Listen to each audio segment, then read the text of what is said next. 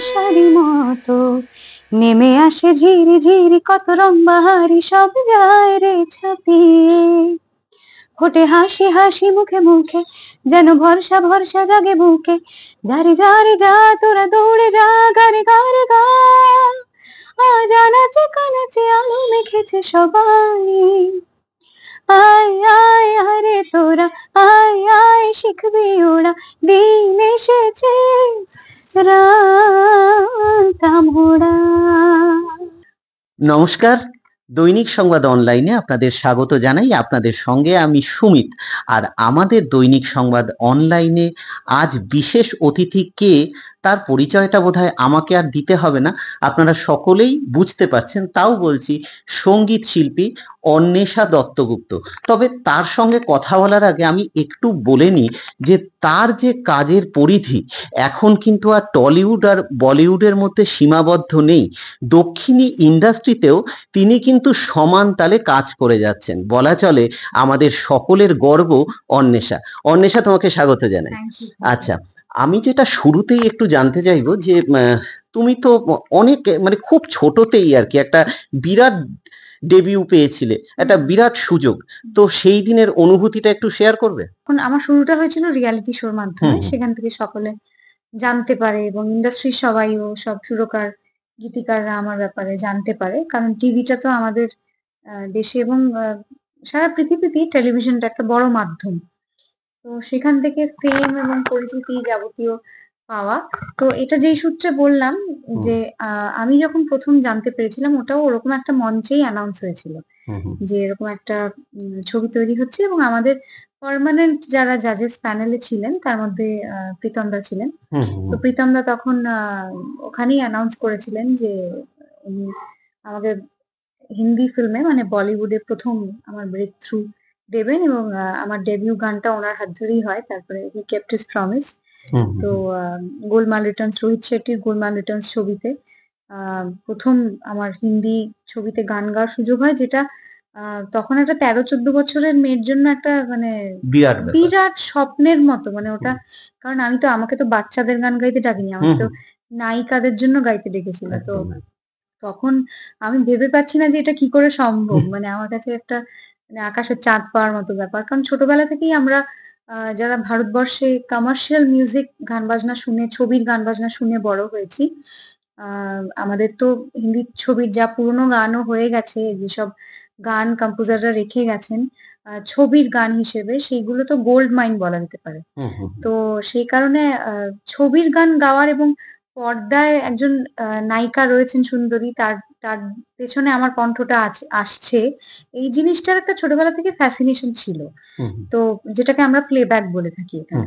তো সেই কারণে প্রথম প্লেব্যাকের সুযোগটা এত কম বয়সে আসাতে আমি একদম উচ্ছ্বসিত ছিলাম, একটু নার্ভাসও ছিলাম গানটা গাইতে গিয়ে, কারণ প্রথম অরিজিনাল গান গাইতে যাচ্ছি। তো সব মিলিয়ে একটা মিক্সড ফিলিং ছিল এবং আমি খুব গ্রেটফুল যে অত কম বয়সে অত বড় একটা সুযোগ আমার জীবনে এসেছে। এক লাইন একটু শুনবো গানটা? নিশ্চয়ই নিশ্চয়ই নিশ্চয়ই। নীরজ শ্রীধর আর আমার গাওয়া। आज लग जा गले से मेरे ठा करके ठा ठा करके ठा ठा करके सारी दुनिया से इश्क बयां करके ठा ठा करके ठा ठा करके जिद करना अब मान ले मेरा कहना मैं फंस गई अनजाने गलती से नक जगह करके आज लग जा गले से मेरे ठा करके ठा ठा करके ठा ठा करके सारी दुनिया से इश्क बयां करके ठा ठा करके ठा ठा करके। Thank you. সত্যি গানটা কিন্তু আমার একদম থামাতে ইচ্ছে করছিল না। আসলে গল্প তো আমরা করবই। তো সেক্ষেত্রে আমি না একটু জানতে চাইবো যে তোমার এই যে সঙ্গীত শিক্ষা শুরু, আমি যতদূর জানি যে তোমার পরিবারেই এর একটা ধারা রয়েছে। তুমি তোমার মায়ের কাছ থেকে খুব ছোটবেলা থেকে গান শিখেছো। একটু যদি ছোটবেলার কথা একটু বলো। ছোটবেলার কথা অনেক সুন্দর সুন্দর স্মৃতি আছে, মজার মজার স্মৃতি আছে। আমার মার, যেহেতু আপনি ওনার প্রসঙ্গ তুললেন, আমার মার সুবাদে মানে আমি গান বাজনাটা ইনহেরিট করি, কারণ মার যে কোনো একদিক থেকে জেনেটিক ভাবে জিনিসটা এলে আমার মনে হয় সেটা বাড়িতে থাকলে সেটার একটা অন্যরকম আরো স্ট্রং একটা প্রভাব থাকে। তো আমি লাকিলি ফার্স্ট জেনারেশন মিউজিশিয়ান নই, আমি সেকেন্ড জেনারেশন মিউজিশিয়ান আমার পরিবারে। তো সেই কারণে গান বাজনার ছিটেফোঁটা মানে আমার কাজিনদের মধ্যে, আমার ম্যাটার্নাল সাইডে বলছি, আমার আমার দিদি, আমার মাসি, মানে সবার মধ্যে গান বাজনার ছিটেফোঁটাটা আছেই। হুম, মার হুম। মধ্যে তো খুব স্ট্রংলি আছে। তো যেই কারণে সেটা আমার মধ্যে দিয়েও মানে I got it in my genes। তারপরে ব্যাপারটাকে শেখা বা পলিশ করা সেটা মা-বাবার সিদ্ধান্ত ছিল। হুম, হুম, খুব হুম। ওয়াইজ একটা ডিসিশন ছিল যে বেসিক সেন্স থেকে যতটা হয় সেই জিনিসটাকে নার্চার করলে, আরো শিখলে এবং একটা প্রপার পদ্ধতিতে একটা তালিম নিলে তখন জিনিসটা আরো মানে পলিশ হয়। যেকোনো ট্যালেন্ট। হুম, হুম। তো সেটা মানে থ্যাংকস টু মাই প্যারেন্টস, কারণ আমার তো মাত্র তখন ৩-৪ বছর বয়স, যখন আ এমনি শুনে, শুনে বাড়িতে গান করতাম। কিন্তু সেইটা মা-বাবা মনে করেন যে আ একজন ভালো গুরুর আন্ডারে থাকলে কি হবে, আমার অনেক ব্যাপারটা স্ট্রিমলাইনড হবে হুম, জিনিসটা। তো সেই ঠিক পদ্ধতিতে শেখাটা হবে এবং শাস্ত্রীয় সঙ্গীত শেখার উপর আমার মা খুব জোর দিতেন। তো সেই হুম, কারণে উনি চেয়েছিলেন যে আমি প্রপারলি ক্লাসিক্যাল গান বাজনাটা শিখি, যেটা হুম, আমি হুম, হুম। এখনো শিখছি। কতটা শিখে উঠতে পেরেছি, একটা লাইফ টাইম যথেষ্ট নয়। একদম। কারণ আমাদের ভারতীয় শাস্ত্রীয় সঙ্গীত একটা সমুদ্রের মতো, হুম, হুম। মহাসমুদ্রের মতো। তো ঠিক, ঠিক। আ তো শাস্ত্রীয় সঙ্গীতের তালিম নিতে, নিতে তারপরে আমার গুরুজি শ্রী জয়ন্ত সরকারের কাছে, যিনি পন্ডিত অজয় চক্রবর্তীর খুব সিনিয়র হুম, হুম, ছাত্রদের হুম, মধ্যে একজন। হুম, তো ওই ঘরানায় শিখতে, শিখতে তারপরে আ আমার পার্সোনালি ব্যক্তিগতভাবে আমার একটুখানি ঝোঁক ছিল, একটু সিনেমার গান শুনবো, একটু হুম, লাইট মিউজিক এর দিকে একটা ঝোঁক ছিল। তো যেই কারণে পরবর্তীকালে আমি নিজে আ মানে I became well known for light music। হুম, তো কমার্শিয়াল মিউজিক এর দিকে আমি চলে এলাম এবং আ নানান কম্পিটিশন এ গিয়েও সেখানেও নানান আঙ্গিকের গান, এবং আমাদের বাড়িতে একটা যেটা আমি অ্যাপ্রিশিয়েট করি, বড় হওয়ার পর বুঝতে পারি যে ওটা কাজে লেগেছে। নানান রকম গান বাজনা শোনা, সিনেমা দেখার একটা কালচার ছিল, হুম, যেটা হুম, হুম। এখনো আছে। মানে কোনো আ সঙ্গীতের পরিবেশ যাকে রেস্ট্রিকশন নেই বলে। যে এটা শুনবে হুম, না বা এটা করবে না। হুম, তো রবীন্দ্রসঙ্গীতও শুনছি, নজরুল গীতিও শুনছি, হুম, হুম, গজল শুনছি, হুম, আবার সিনেমার গানও শুনছি। বাংলায় কত স্বর্ণযুগের কত ভালো, হুম, ভালো হুম, গান হুম, হুম, হয়েছে সেগুলোও শুনছি। নতুন যা হচ্ছে সেগুলোও শুনছি। আমি মহারাষ্ট্রে জন্মেছি বলে মারাঠি মিউজিকও শুনতাম আমরা। হুম, হুম, হুম, মারাঠি নাটকের গান, যেগুলো নাট্য সঙ্গীত বলে ওখানে, ওইগুলোও শুনতাম ক্লাসিক্যাল বেসড, এবং ক্লাসিক্যাল মিউজিক, ইন্সট্রুমেন্টাল মিউজিক সবকিছুই শোনা হতো। তো যে সেই সুবাদে আমার মানে ভাবনা চিন্তা, সাংগীতিক ভাবনা চিন্তার পরিধিটা শুরু থেকেই মোটামুটি ব্রড ছিল। ঠিক, কোনো কিছুর রেস্ট্রিকশন ছিল না। তো এই পরিবেশটা ছোটবেলায় আমি খুব বেশি করে পেয়েছি, which helped me। ঠিক, ঠিক। আচ্ছা, এখন নতুন কি কাজ করছো? যদি একটু বলো। আচ্ছা। নতুন কাজ বলতে অনেক কিছু চলছে। হুম, আমার যিনি হিমেশজির জন্য ২ টো গান গাওয়া রয়েছে। জাভেদ মহসিনের একটা কাজ করেছি। আ বলিউডে আরো একটা ছবির, একটা হিন্দিতে একটা ছবি করছি, যেটা প্রবাবলি এন্ড অফ দিস ইয়ার আসবে। যেটা আমি হুম, আ মিউজিক টা ডিরেকশন দিচ্ছি এবং বিজিএম করছি, ব্যাকগ্রাউন্ড স্কোর করছি।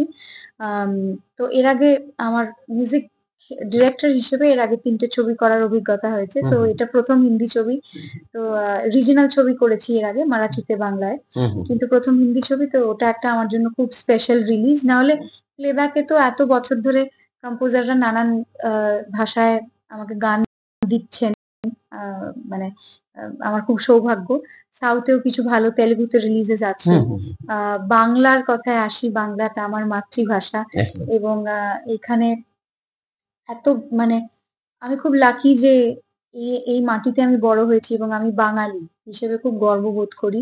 কারণ আ আমাদের এখানে যে সমস্ত কম্পোজাররা এসছেন, তারা পরবর্তীকালে আমরা দেখেছি যে ন্যাশনালিও তাদের হুম, হুম, সুর মানে প্রচুর এরকম মানে গুণী মানুষরা, যারা বাঙালি আরকি, যারা পরবর্তীকালে যাদের সুর আমরা ন্যাশনালিও শুনেছি এবং এখানে তো শুনেইছি। আমি খুব লাকি যে আমি সেই কমিউনিটির একজন। তো বাংলা কাজের মধ্যে আ দেবদার প্রোডাকশন এ 'বিনোদিনী' আসছে, রামকমল মুখার্জির ডাইরেকশন। হুম, হুম। তো ওখানে আমার একটা খুব সুন্দর গান আছে, সৌম্যজিৎ এবং সৌরেন্দ্রর সঙ্গীত পরিচালনায়। আর এক লাইন। না, সেটা এখন আমি আচ্ছা, রিভিল করতে পারব না। কারণ গানটা আচ্ছা, অফিসিয়ালি রিলিজ আচ্ছা, হয়নি আচ্ছা। হুম, এবং এটা একটা কপিরাইট ইস্যু হয়ে যেতে পারে। ঠিক, তো ঠিক, আমি ঠিক। হ্যাঁ। ওদের সঙ্গে ঝামেলা বাঁধাতে চাই না। তো আসলে গানটার ফার্স্ট লুক আসুক হ্যাঁ। এবং রিলিজ হলে অবশ্যই গাইবো। ভীষণ সুন্দর কাজটা হয়েছে, আচ্ছা। এটুকু বলতে পারি। নটি বিনোদিনীর উপর ছবিটা হচ্ছে এবং বাংলা কাজের মধ্যে রণজয়ের জন্য দুটো খুব ভালো গান আমার গাওয়া আছে, যেগুলো পাইপলাইনে আছে। হুম। যেগুলো ও জানালে আমি জানতে পারবো কবে রিলিজ হবে। আচ্ছা। তো এগুলো ও সেটাও এখনো রিলিজ হয়নি। আনরিলিজড, হ্যাঁ, আনরিলিজড কাজগুলোর কথাই বলছি। নাহলে তো কনস্ট্যান্টলি কিছু না কিছু রিলিজ হচ্ছে। হুম। তো আনরিলিজড কাজগুলোর মধ্যে এইগুলো রয়েছে। আরেকটা খুব ইন্টারেস্টিং কাজ যেটা আমি করেছি কিছুদিন আগে, 'চামকিলা' বলে একটা ছবি এসেছিল নেটফ্লিক্সে। আ যেখানে অরিজিৎ দার একটা গান এ.আর হুম। রহমানের সুরে সবার মুখে, মুখে ফিরছিল, 'বিদা করো'। সেই হুম। গানটির তামিল ভার্শনটা আমি রিসেন্টলি রেকর্ড করেছি। তো ওটা আমি আশা করছি খুব তাড়াতাড়ি শ্রোতা বন্ধুদের কাছে পৌঁছে যাবে। দক্ষিণী ছবিতে তো তুমি কাজ করছো। হুম। তো অনেক অল্প বয়স থেকে প্লেব্যাকও করছো। তা এই যে প্লেব্যাক করার সুবাদে হুম। কাজ করতে কি অনেকটা সুবিধা মানে সংগীতের জগতে যে কাজ করা তাতে কি আরো সুবিধাটা বেড়ে যায়? প্লেব্যাকটা কি খুব ভালো একটা জায়গা মানে তোমার কি মনে হয়? আমার মনে হয় ভালো খারাপ জানি না। প্লেব্যাকটা ভারতবর্ষে আমরা যেই মাইন্ডসেট নিয়ে বড় হয়েছি, সঙ্গীতের জগতে যেইভাবে লোকেরা অপারেট করতে দেখেছি বড়দের, সিনিয়রসদের, হুম, একটা সিনেমার গান কে প্রাধান্য দেওয়ার কালচার তো আছেই। হুম। এটা আমরা মানে ঠিক, হ্যাঁ। অস্বীকার করে কোনো লাভ নেই। হুম, তো আজকের ডেটেও একটা, যদিও আজকে আ অনেক প্ল্যাটফর্মে গান মানে ইন্ডিপেন্ডেন্ট কিছু গানও মানুষ শুনছে, সেই গানগুলো জনপ্রিয়তা পাচ্ছে। কিন্তু তার পাশাপাশিও আ এখনো আমরা somehow it's probably in our DNA যে আমরা উচ্ছ্বসিত বোধ করি যখন একটা বড় ব্যানারের কোনো হুম, বড় ছবিতে কোনো গান আসে, কোনো ঠিক। ভালো হ্যাঁ, গান হ্যাঁ। আসে। হুম, যেকোনো গান আসলে হবে না, হুম। ভালো কোনো হুম, গান হুম, হুম। আসে যেটাতে আ যে গেয়েছে সে সেই প্রজেকশনটা পাচ্ছে। তো এরকম কোনো বড় প্ল্যাটফর্মে, যেহেতু সিনেমাটা, ভারতীয় সিনেমা একটা বিশাল বড় প্ল্যাটফর্ম। হুম। সেহেতু সেখানে স্পেশালি ওরকম কোনো জনারে, আমি বলছি না, অনেক ধরনের এখন ছবি তৈরি হয় যেখানে আ অনেক ছবিতে গানের সেরকম ইম্পোর্টেন্সই নেই। আমরা হুম, দেখি হুম। যে চরিত্রগুলো কথা বলছে, ব্যাকগ্রাউন্ডে একটা গান চলছে। তো সেই গানের কথা আমি বলছি না। অনেক সময় দেখি যে আ একটা জনার আছে যেটার জন্য বলিউড সারা বিশ্বে এত পপুলার, যেটা হুম, সং হুম। অ্যান্ড ডান্স হুম, হুম, বা হুম। মিউজিক্যালস হুম। আমরা যেটা দেখি। যেই ধরনের ছবি আমরা পুরো পরিবারকে নিয়ে, ছোটদের সবাইকে নিয়ে দেখতে পছন্দ করি হৈ, হৈ করে। ওই ধরনের ফ্যামিলি ড্রামা বা মিউজিক্যালস, সেগুলোতে তো একটা গানের ইম্পোর্টেন্স থাকেই এবং সেগুলোতে কোনো ভালো গান এলে একটা আ এমনি যদি আজকে আমি একটা গান রিলিজ করি, শুধু আমার নিজের ক্যাপাসিটিতে, সেই গানটার পেছনে যত কর্পোরেটস বা যত লোক আসবে প্রমোট করতে, একটা সিনেমার যদি আমি ওই একই গানটা গাই, ওটার পেছনে অনেক ব্যাকিং থাকবে। হুম, অনেক প্রমোশনের হাত হুম, থাকবে যারা গানটাকে হ্যামার করে বেশি মানুষ অব্দি পৌঁছে দেবে। হুম, যেটা একজন ইন্ডিভিজুয়াল আর্টিস্টের পক্ষে হয়তো সম্ভব না। হুম, তো এইগুলো অনেক ফ্যাক্টর থাকে সিনেমার গানের ক্ষেত্রে। ওইজন্য সিনেমার গানটা এখনো সেই গুরুত্ব পায় আমাদের হুম, দেশে। এটা খারাপ কিছু না। আবার আমি খুব খুশি যে যারা মৌলিক গান বাজনা করে, যারা ইন্ডিপেন্ডেন্টলি হুম, গান হুম। তৈরি করে, আ যাদের শুরুটা ফিল্ম মিউজিক দিয়ে হয়নি আমার মতো। আ যারা শুধুমাত্র ওটাই করে, তাদের গান বাজনাগুলোও এখন প্রাধান্য পাচ্ছে হুম, হুম, হুম। শ্রোতাদের কাছে। তো এটা একটা ভালো ট্রেন্ড। হুম, হুম। দক্ষিণী ছবিতে কাজের অভিজ্ঞতার কথা একটু যদি শেয়ার করেন। আ খুব দক্ষিণী ছোট করে। ছবিতে হ্যাঁ, হ্যাঁ। কাজের অভিজ্ঞতা, আম ১ম এ তো বলব ওখানকার ওয়ার্ক কালচারটা আমার খুব ভালো লাগে। সবাই অত্যন্ত পাংচুয়াল। হুম, হুম, ওখানে খুব legendary লোকেদেরকেও মিট করে আমি দেখেছি, তারাও খুব সিম্পল। হুম, হুম। আ মানে একটা যে কারো হয় না, একজনের কথা বলবেন? আ যেমন বিদ্যাসাগর স্যার, হুম, আম রহমান স্যারকে ঠিক আমি সাউথ ইন্ডিয়া কনফাইন করা হুম, যায় না। হুম, হুম, মানে রহমান স্যার তো গ্লোবাল আইকন। হুম, আ তো যদিও he is a south Indian, কিন্তু ওখানকার যাদের সঙ্গে কাজ করেছি, ইয়াংদের মধ্যেও রাদান আছে, তারপরে অনেকে আছে। মানে হুম, কমলাকার স্যার আছে। কমলাকার স্যারের জন্য তেলেগুতে আমি প্রচুর নিয়মিত গাই ওনার জন্য। তো এরকম বহু কম্পোজারদের ওখানে, শুধুমাত্র কম্পোজার কেন, চন্দ্র বোসজি যিনি অস্কার পেলেন নাটু হুম, নাটুর জন্য। তো চন্দ্র বোসের লেখা একটা গান আমার এই বছর রিলিজ করেছিল একটা তেলেগু ছবিতে, হুম, হুম, হুম, 'আলা নিন্নু চেরি' বলে। তো আ ওখানকার যারা খুব স্বনামধন্য লোকজন, মানে তাদের কাজগুলো এখন তো ভাষার ওই ব্যারিয়ারটা নেই হুম, ওটিটি হুম, এসে হুম, যাওয়ার পরে। মানে আমরাও বসে আজকে একটা তামিল কনটেন্ট দেখছি। আবার ওখানকার কেউ যদি প্রপারলি ডিস্ট্রিবিউটেড হয়, ওখানকার কেউ সবই ডাব হয়ে যায়। ওখানকার কেউ বসে বাংলা ছবি দেখতে হুম, পারে। তো ওই ভাষার ওই ব্যারিয়ারটা না থাকাতে এখন সবকিছুই সবার কাছে এভেইলেবল। তো সেই কারণে সবার কাজই আমরা দেখতে পাই। আমরা মানে আমাদের কাছে যদিও অনিরুদ্ধ এখন হিন্দিতে অনেক কাজ করছে। মানে হুম, এর আগে যখন হিন্দিতে ওর কাজ শোনা যায়নি, তখন আমরা অনিরুদ্ধ রবিচন্দ্রের কথা জানতাম। হুম, হুম, যখন 'জওয়ানে' ওর গান হুম, আসেনি তার আগে।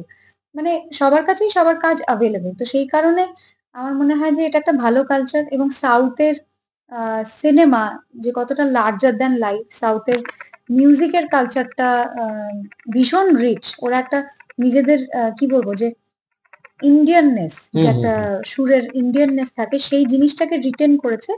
কিন্তু সেটার সাথে, সাথে ওদের যে সাউন্ড প্রোডাকশন হুম, সেই দিকে এতটাই ওরা কাজ করেছে যে আমার মনে হয় যে মানে রেস্ট অফ ইন্ডিয়ার থেকে ওরা ১০ বছর এগিয়ে। মানে সাউন্ড প্রোডাকশন, মিউজিক প্রোডাকশন এই ব্যাপারগুলোতে এবং হুম, ফিল্ম অলসো মানে হুম, হুম, লার্জার দ্যান লাইফ প্রোডাকশন যেগুলো থিয়েটারে দেখতে ভালো লাগে মানুষের। হুম, হুম, এরকম ধরনের ছবি ওরা প্রচুর করছে। তো ঠিক। আ মানে এগুলোতে ওরা খুব জেনারাসলি খরচা হুম। করে। তো আমার মনে হয় যে বাকি রিজিওনাল ইন্ডাস্ট্রি এবং বম্বেও সেটা দেখে ইন্সপায়ার্ড হয়। তুমি তো অনেক অভিনেত্রী মানে এমন কোনো অভিনেত্রী নেই বোধহয় যার লিপে তুমি গান করোনি। তো সেক্ষেত্রে একটু জিজ্ঞেস করব যে আর কার আরকি লিপে আগামী দিনে কাজ করার ইচ্ছে আছে? মানে খুব ইচ্ছে যে কোন অভিনেত্রীর কথা বলবে? অনেকের জন্যই মানে গেয়েছি যেমন আবার এরকম মানে অভিনেত্রীও তো সংখ্যা প্রচুর। মানে হ্যাঁ। সবার জন্য গেয়েছি এটা বলাটা খুব ভুল হবে। হুম, হুম, আম হিন্দিতে কঙ্গনা রানাউতের জন্য গেয়েছি, সোনাম কাপুরের জন্য হুম, হুম, গেয়েছি, রাঞ্জনা এবং প্রেম রতন ধন পাওয়াতে। হুম, হুম, তারপরে আ কারিনা কাপুরের জন্য গেয়েছি, অমৃতা আরোরার হুম, জন্য হুম, গেয়েছি। তো মৃণাল ঠাকুরের জন্য গেয়েছি, সীতারামনে। হুম, তো মানে এরকম সংখ্যায় গুনতে গেলে প্রচুর নায়ক আমি শুধু বলিউডের কথা হুম, বললাম হুম, এখন। হুম, কলকাতাতে আম ওরকম নায়িকা খুব কম আছে যাদের জন্য গাইনি। তো বাংলায় যেহেতু বেশি সংখ্যায় হুম, গান, হুম, হুম, সেই কারণে সাউথেও অনেকের জন্য গেয়েছি। আ তো গাইতে চাই সেরকম বলতে গেলে এখনো গাওয়া হয়নি। আ মানে একবার একটা ছবিতে আমার একটা কাজ হয়েও হতে পারেনি। হুম, তবেও আমার স্বপ্নটা পূরণ হতো। সেটা হচ্ছে মাধুরী দীক্ষিতের জন্য আচ্ছা। প্লেব্যাক করতে পারা। তো উনি আ মানে somehow টাইমলাইন ওয়াইজ ও একদম আমার সময়কার অভিনেত্রী নয় তো মানে আমি যখন বড় হচ্ছি তখন উনি রেজিং অ্যাজ আ হ্যাঁ, হিরোইন। একদম, একদম। হ্যাঁ। তো সেই কারণে এখন উনি অনেকটা ভেটারান সিনিয়রদের হুম, হুম। দলে চলে গেছেন। তো এটা আমি জানি না আমার সুযোগ আসবে কিনা। বাট I really wish মানে ফিঙ্গারস ক্রসড। তো উনি আমার খুব প্রিয়। একদম, একদম। আচ্ছা আর যেটা সোশ্যাল মিডিয়ার খুব একটা বড় যুগ। হুম। সবাই টিকটক করছে, এ করছে, ও করছে, এইসব আরকি রিলস দিচ্ছে।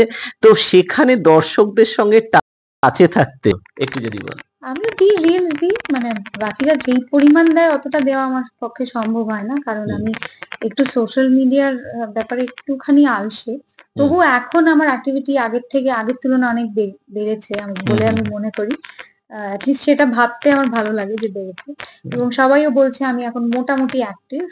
কিন্তু আমার মনে হয় যে বাকি সিঙ্গার্স এবং অভিনেতা-অভিনেত্রীদের আ যে ফ্রিকোয়েন্সিতে রিলস আসে বা তারা এটার ঠিক, হ্যাঁ। পেছনে যতটা আ খাটে যে সোশ্যাল মিডিয়াতে কনটেন্ট একটা আমাকে দিয়েই যেতে হবে কনস্ট্যান্টলি। আ সেই জিনিসটাতে আমাকে আরেকটু ওয়ার্ক করতে হবে। সেটা আ খুব একটা আমার মানে আ ধরো সারাদিন ধরে রেকর্ডিং করে হুম, বাড়ি হুম, হুম, ফিরলাম বা অন্য কাজ করে বাড়ি ফিরলাম। তারপরে ওটা যদি একটা বাড়তি কাজ হয়, সেজেগুজে রিল বানানো। হুম, হুম, এমনিতে সোশ্যাল মিডিয়ার কোনো ইয়েতে আমি খুব একটা সেজেগুজে ছবি দিই না। যদি না কোনো শুটিং এর ছবি হুম, হয়। তো মানে ওইজন্য ওইটা আমার পক্ষে সাংঘাতিক একটা টায়ারিং ব্যাপার। তো ওই ব্যাপারটা আমি একটু হুম, আলসে। হয়তো আগামী দিনে আমি ওয়ার্ক করব ওটা নিয়ে। কিন্তু ডিপেন্ড করছে মানে হুম। ওটা আমার মুড এর উপর ডিপেন্ড করছে। এখন তো প্রচুর রিয়েলিটি শো চারদিকে। প্রাসঙ্গিকতা কতখানি? তোমার কি মনে হচ্ছে? আম খুব ভালো প্রশ্ন। আম রিয়ালিটি শোর দেখো ডিমান্ড এর থেকে সাপ্লাই বেশি হয়ে গেলে তখন মনে রাখা কঠিন হয়ে যায়।